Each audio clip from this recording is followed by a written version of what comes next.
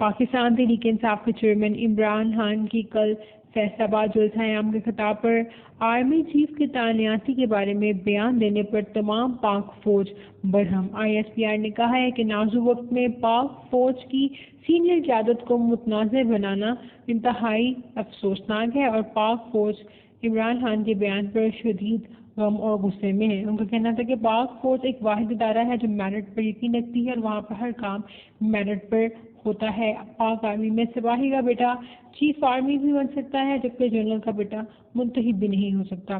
انہوں نے کہا کہ ایک کوٹ سے صرف 1 اور 2 افسران لیفٹیننٹ جنرل کے عہدے پر پہنچتے ہیں جو سخت ترین اسکریننگ اور کلیئرنس سے گزرتے ہیں۔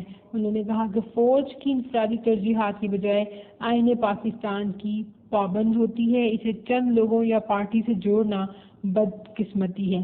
یہاں آپ کو بتاتے چلیں کہ فیصل آباد کے جلسہ عام میں عمران خان نے کہا تھا کہ آصف علی زرداری اور مسلم لیگ نون اپنی مرضی کا آرمی چیف منتخب کرنا چاہتی ہے جبکہ آرمی چیف کی تعیناتی اکتوبر میں ایکسپیکٹڈ ہے، نیکسٹ آرمی چیف کی۔